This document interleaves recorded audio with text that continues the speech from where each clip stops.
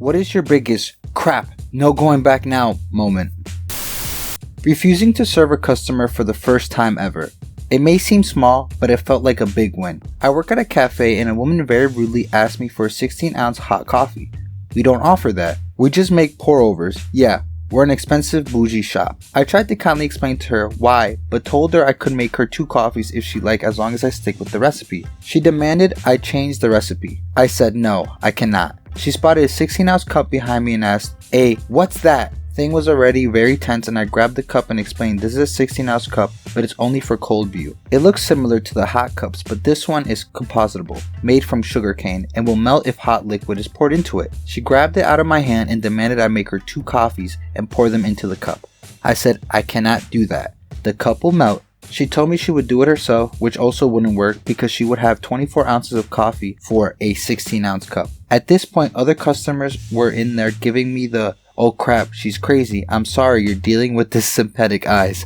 I knew if she poured the coffee into the cup and burned herself, we would have a bigger issue. I said, "I cannot do that. I'm sorry." She demanded I make it again, saying, "You will make me 2 coffees." She spoke to me so horribly and condescending. There was never a please. She spoke to me like a servant. She was creating a safety hazard. I took a long pause and looked her right in the eye and said, "I'm sorry. I can't let you speak to me that way and I won't serve you." She was shocked. She was appalled. The cafe was silent. My coworkers came out of the back and the customer held out her card out to her and said, "She won't help me, so you will. I'll have 2 coffees." And my coworkers looked at her and said, "I don't know what's happening because I just got here, but I trust my coworker, so I'm sorry, but I won't serve you." It was so cool. Yes, the woman yelled at us, berated us, mocked my voice, claimed I called her abusive, screamed that we were wrong, demanded our names and corporate contact. I stayed so calm the entire time. Once she left, multiple regulars and customers offered to back me up if I needed support explaining my situation to my manager. I worked at my company for years and I'm constant and trusted. I called my boss immediately and explained the situation. They received an angry voicemail within minutes and stood by me and my coworkers, sent a generic "sorry about your experience" email, but not offering her any compensation. It was seriously one of the best feelings. I stood my ground when in the past I would have crumbled or allowed myself to be treated poorly in these types of situations. I asked her for the respect I deserved as a human being and my coworkers and bosses supported me. Try it out sometimes. It rules. This one's quite literally a not going back moment. As a Boy Scout at summer camp, we would always take large group hikes at the last day of camp. This particular camp in West Texas was located in the middle of a deep canyon and cuts through a small stream. The day before our hike day, it rained a bit, but not too much to make us worry. It was drizzling in the morning when we got up, but we were Boy Scouts, so this obviously didn't stop us. So our long hike had us cross the small stream up the canyon maybe 10 to 15 times. No problem. Everything went great. After a while, we got to this medium-sized pond that we all decided to go swimming in. That was fun and we all had a blast. We got out and dressed and we kept going a little further up the hill to continue our hike. We get to the top and we heard this wonderful and ominous rushing noise. We look over a ledge and see that the water in the stream was moving a bit faster than we remembered. Our friend and I volunteered to go back and see what happened. A flash flood had ripped through the area we had just left moments before. The water in the pond was at least 7 feet higher than it was 5 minutes ago and was covered in foam and rapidly overflowing. We decided as a group to test our luck and go back to see if we can get out. But the last stream crossing had turned into a very fast moving river crossing. Needless to say, we were freaked. We literally couldn't go back and we had to wait a long time to get help and get to now almost flooded camp. When I was younger, letting my older cousin talk me into a canyon ride down a flooded river. We planned it days in advance, but there was a lot of heavy rain in the area and the normal calm river was near flood level and quite rough. I really didn't want to do it, but I didn't want to let him down either, so I still went. I knew as soon as we crossed the river, this was a terrible idea. The whole thing was a crap show and I honestly thought we were going to die. We had no control and at one point we got stuck nose down in a large rock, knowing if we tipped over, we were drowning. We somehow made it back out to the shore where we walked back with the canoe. I hopped on a freight train once, and the moment it hit 15 to 20 miles per hour, you're just along for the ride. But the real no going back moment came when the train stopped on a sliding outside Winnemucca. After waiting there for like 5 hours, I decided to walk into town and get some ice cream sandwiches. As soon as I got 50 yards from the train, I realized if it starts rolling now, I'll be too far away to chase it down. I'll just be stuck in this town for a whole while. While motorcycling through Vietnam, it was getting late and I was running low on fuel. Too low to turn back to the previous town. If that wasn't bad enough, my bike rank broke. Luckily, a kind man and his daughter stopped to help. He He knew no English aside of "I can fix," so I followed him. I wore my bags and held the rest in my lap. Entering the town, my jaw dropped. It was completely calamity. The streets were filled with people carrying 2x4s, rocks, and bottles. Literally hundreds of people. It was like a war zone, and with people smashing scooters and cars on fire, people yelling and fighting. A few individuals were running for their lives with mobs and tails. There was too many people to drive through, so I had to slow down the crawl. All I was thinking was, please don't notice me, please don't rob me and smash my face in, please know I'm with this kind man and his daughter. The moment lengthened as a few of the town folks started to notice me. I was scared crapless but proceeded with a warm smile. The smile was in return. The kind man looked back and those who were talking interested in me noticed. I can't help but think it helped. We finally breached the throng of people and rolled down an alleyway to his place. I still don't feel safe, but I needed gas and my rack fixed. I tried to ask the man why all the people were fighting one another. He just smiled and made the drink gesture. He fixed my rack, gave me some gas, and wouldn't take any money as payment. However, like Christmas, the kid received money, so with his blessings, I gave his daughter a fat wad of cash. The first time I was skydiving was a Tamron jump, and the guy told me on the ground, once we get in the door, we'll rock back and forth 3 times. On the 3rd time forward, just roll out the door. So me being the trusting sort thought this was a solid plan. We get up to altitude, open the door, I put my feet on the little platform and cross my arms just like he told me to. The freaker rocked back once and pushed out of the door immediately. My only thought was, that wasn't 3! Oh freak, we're falling!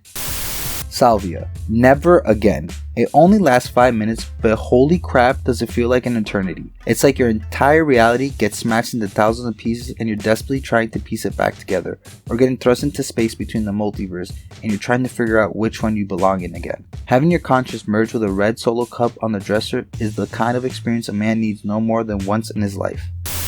Walked into an MMA fight and the cage closed behind me. I got punched in the face a lot, but submitted my opponent with an armbar. It was just an amateur level fight, but you learn a lot even there. Like, you don't really hear your coach, you're way too consumed by what's happening on at least in the first few fights. Also, you can't really improvise, so a game plan is pretty important because you will just revert to the basic you practice. Also, you'll get freaking tired as freak. Just stuff you don't really understand if you've never been in a fight. Getting in an ambulance after suffering a grand mal seizure from alcohol withdrawal. When I finally said enough is enough and decided to need to quit drinking before it kills me, I thought I could detox on my own as I was terrified of hospitals. I was wrong. I spent a week detoxing in the ICU and now, almost a full year later, I'm still happily sober and completely thriving.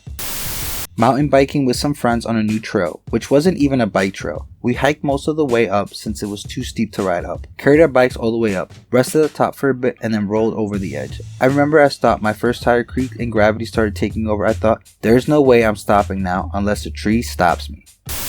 When my abusive husband was doing his weekly ritual of interrogating me and accusing me of some made up infidelity and goes, well, what's the deal here? Are we just done? Before I could stop myself, I was like, yeah, we're done. He didn't know until that moment that I had already spoken to the divorce lawyer and the police and all my ducks in a row to take the freak off. But I wasn't planning on actually meeting with the lawyer before I told him. So there was like 2 weeks of awful, jerking, hiding bull crap before I could leave. I had to say, even though I was like, oh crap, it didn't feel so freaking good to say it though. Freak that guy. Snowboarding with a guy. We got stuck in a flat area and needed to hike out in the deep powder. It was getting dark and kept coming out of the thick trees to 50-foot plus cliff areas. It was getting darker and we didn't have much light left and finally came to another cliff area with about a 10-foot cliff. 20 feet of landing and then a second 10-foot cliff area that had a narrow landing to an open glade. It was either go for it and don't fall and get hurt, or start making a snow tunnel and get ready to sleep on the mountain for the night at East Vale Clucks in Colorado. We both made it through the cliff jump safely, but it was sketchy. When we got to town, we both had a couple of tall whiskeys and the first bar we got to, and I was still shaky. We could have possibly gotten seriously injured or even died making the jumps to get to the area where we could go down, as it was getting dark and it was either jump or start making a snow shelter. We were definitely not prepared with backcountry gear and got lost in the area, even though we had both ridden it a few times with some experienced people who have taken us down before. Scary and something I will never forget. Here, try this hot wing. I took a bite and for the next 18 hours I could only focus on how it was a crime against humanity. And for those who now ask, it was the last dab XXX on a drumstick. It was coated all over.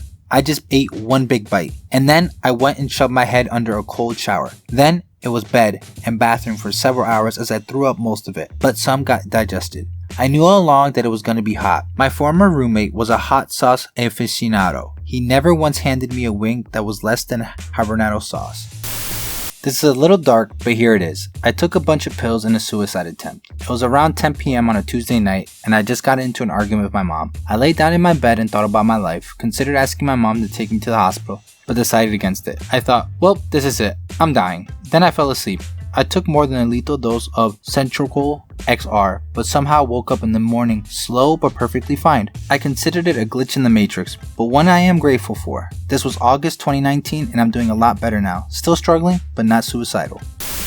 Hiking, knowing that severe weather is on the way. I got about 8 miles when it started. Dense woods, but the rain was heavy enough that I couldn't see 10 feet in front of me. Crossed a small creek halfway through, which on my way back turned into a river from flash floods. I found a somewhat large rock sticking out from a hill and huddled under that for about 15 minutes while lightning struck close enough to hurt my ears and seriously rumble in my chest. Ended up having to follow the creek upstream until it got small enough to cross, which turned out was originally 2 miles of a hiking trip into probably another 8 miles through the raw forest, maybe more, as it was pitch black when I got back to my car, and that started at noon. Spent those hours bawling my eyes out and slipping in mud, LMFIO, easily in the top 5 most terrifying experiences of my life.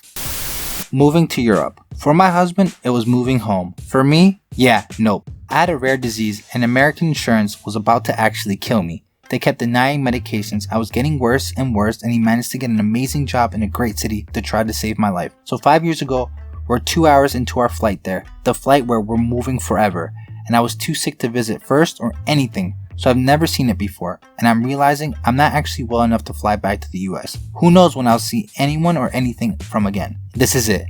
And suddenly, I'm just a bit panicking gone. Like, what is a plane? Where's air? The flight attendant was offering me a cup of tea at that exact moment, and I just stared at my husband, who's a former Marine and has done all of these insane things.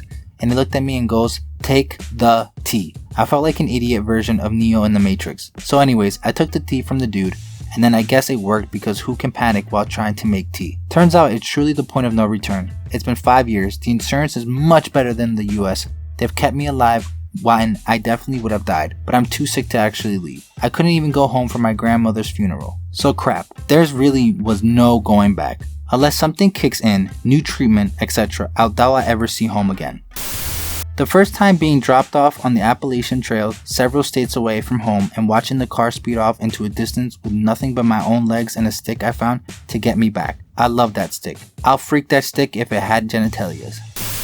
Getting admitted to a psychiatric ward at 17. I was going through an emo phase. Dyed my hair blue black, started listening to loud edgy music, wore skinny jeans, the whole shebang. I always was shy, sheltered kid that didn't have many friends. The school was my number one priority and I have daily classes from the morning till late in the evening. I was also secretly gay, living in a deeply religious family. Video games were my only outlet. When the school stuff started getting harder and demanding more and more of my time, it got harder for me to juggle through getting my homework done and getting my dopamine rush. Suddenly, I started wondering why I put that much effort into school in the first place only to get mediocre results. My grades weren't bad, probably the equivalent of a B, but not getting an A still made me feel like I had failed. I was also routinely bullied, so I figured that if my grades fell, I would make myself less of a target. To cut to the chase, I tried to make myself more likable, and got acquainted with emo and alternate culture. Boy, my mom did not like that. She started wondering why her son turned from a nerd to this circus act, straight up asking me if I was doing drugs. I wasn't, by the way. But it didn't matter. She figured there's something wrong with me, so she started dragging me around from one psychiatric to the other. When the doctors eventually said that there's nothing wrong with me and it's just normal teenage hormones, we would immediately visit another doctor to get a second opinion. Eventually, she booked an appointment with the head of a psychiatric facility, for which she paid an extraordinary amount of money. He asked me a few questions, most which were answered immediately by my mom, and about 5 minutes gave me a depression diagnosis. He said that I'll need to start taking antidepressants and that I needed to stay in a psychiatric ward for a week so they can monitor my body's reaction to the medication and do further tests. Now, I wasn't planning on going through with it, but after some pressure, I started believing that maybe he knows better and there's actually something wrong with me. So I went along. This screwed me up in more ways than I cared to recall. I eventually shifted from diagnosis to diagnosis and all kinds of different meds. The crap I saw during my multiple stays there scarred me for life. I'm almost 28 now, still living at my mom's house. I've been off the meds for around 7 years. I recently got admitted to the U to study AOT abroad. I'm planning on leaving after this summer. That's it for today's stories, guys. Hope you liked it. If you're enjoying these, please leave a like or comment below. It really helps. New videos are coming soon, so subscribe if you don't want to miss a single one.